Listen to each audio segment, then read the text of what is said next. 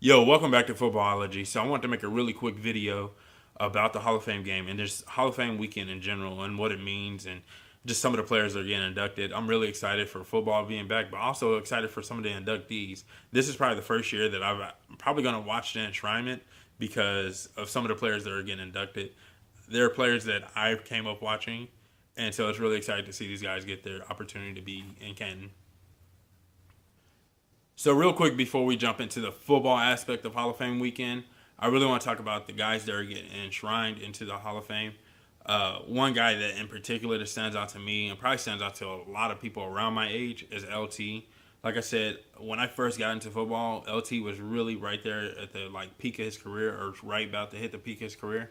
And so I got to watch him play a lot, which is great because a lot of times when we see some of these guys get enshrined, there's players, especially guys around my age, there's players that I know of them, but I never got to see them play. So you know what I mean? Like I know of Barry Sanders, I know of Emmett Thomas or Emmett Smith. Sorry, Emmett Thomas too. You know it was good, but I know of Emmett Smith. I know of Walter Payton. I know of all these guys, but I never really got to see them play. So that's something that is kind of heartbreaking.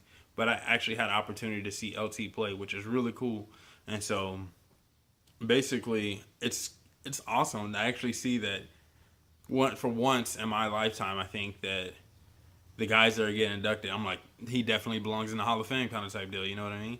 Jason Taylor is another guy that I felt like, obviously, he's the guy that pretty much for me, when it comes to defense ends, I like the guys that are longer. And so, he's a long arm guy and he can just rush the passer really well. But once again, another guy that I got an opportunity to watch play and I felt like that belonged in the Hall of Fame. Not saying that the other guys don't belong in the Hall of Fame. It's just that in my mind, it's more like, yeah, that dude definitely belongs in the Hall of Fame. More, I can't think of the word I'm thinking of right now, but you guys get what I'm saying. So, all of that, Morton Anderson was a guy that actually kicked for the Chiefs. He kicked for fucking ever. I think it was like 19 years or something. So he kicked for forever, and I watched him actually kick and play for the Chiefs, which was really cool. We got Jerry Jones, the owner of the Cowboys, which is really cool. Obviously, American team, and just what he's taken that team from what it was when he first got it into what it is today. I'm not saying that when he first got the team there was a piece of dog meat or anything, but definitely what it has grown to today and the way people idolize the Cowboys as America's team. I mean, you think about people that are looking from the outside in. The Cowboys are usually the team that everyone kind of gravitates to because that's America's team.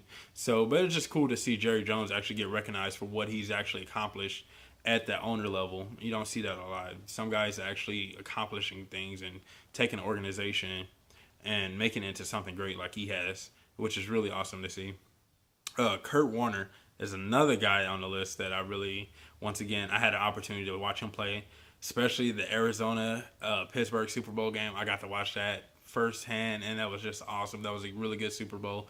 Unfortunately, he didn't win it, but once again, it's just another guy that I actually had an opportunity, once I got into football, that watch play and say, yeah, he definitely belonged in the Hall of Fame. And it's crazy because at one point in his career, you thought that the only thing that he was going to be remembered of was the St. Louis team and the greatest show on turf, which now, it's pretty much one of the most dynamic offenses that has ever been assembled, ever, in my opinion.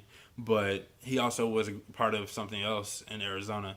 So I don't know. It was just cool to watch his career and all that, and have an opportunity to see him grow, or not grow like I'm older than him or something, but like to see his career unfold in front of me, and it's really cool. And for him to get an opportunity to be in the Canton, Ohio, is just that's really baller. I think he definitely deserves it. Pretty much every guy that got inducted this year deserved it, and every guy that was talked about being inducted up until now deserved to be it. Like T.O. was a guy that once again I had an opportunity to watch play.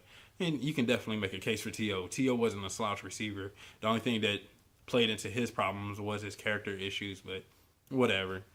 But that's all I had to say about the guys that are getting enshrined this weekend. I think that's really cool, though, and it's really awesome to watch these guys have an opportunity to watch their career come full circle. Kurt Warner had the ring, has now, he's a Hall of Famer, which is it's cool to say. Unfortunately, LT never got his opportunity to get a ring, and I feel like he's one of those guys that you always gonna look back as if LT had a ring, it'd be perfect. But he's a Hall of Famer now, so can't take that from him, regardless of what you want to do.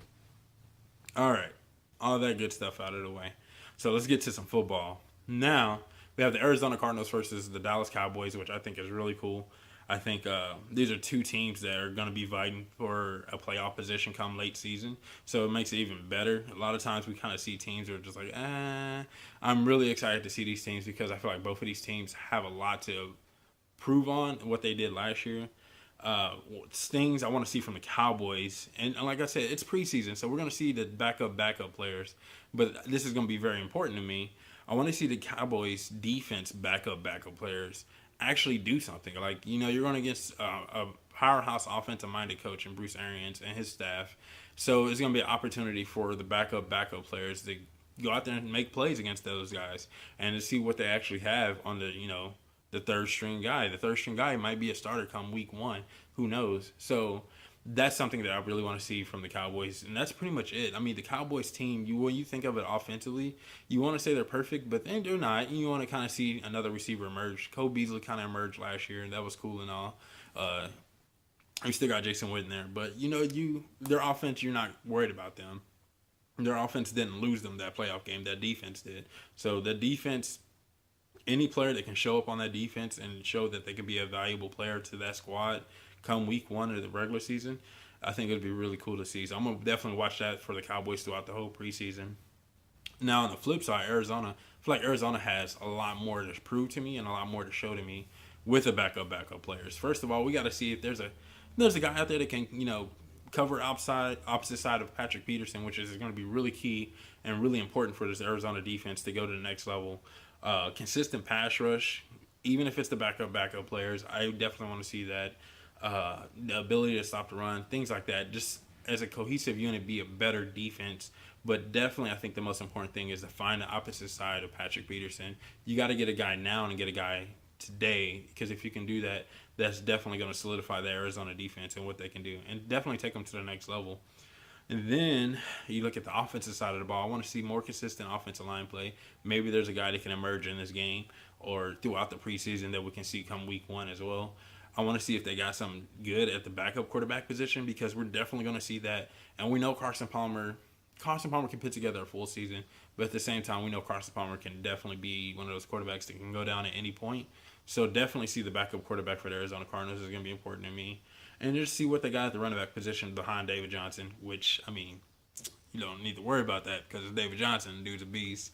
And I want to see another receiver emerge for Arizona. When you really think about Arizona's receiving core, it's suspect, in my opinion. It's very suspect. So we definitely want to see if they got a receiver that can emerge from that room.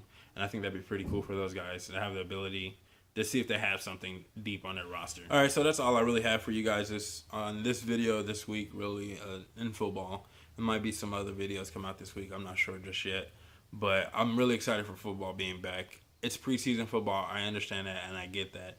But I'm always looking at every roster and every player on every roster, because you never know who's going to emerge. And you never know who's going to be that fantasy sleeper that you might need to come in the next 2 or 3 weeks, because I know the draft is right around the corner for a lot of you guys, and I'm going to try to hook that up for you guys. There's a lot of sleepers out there that people are not even remotely coming close to talking to that I feel like they're going to be value picks come, week 6, week 7.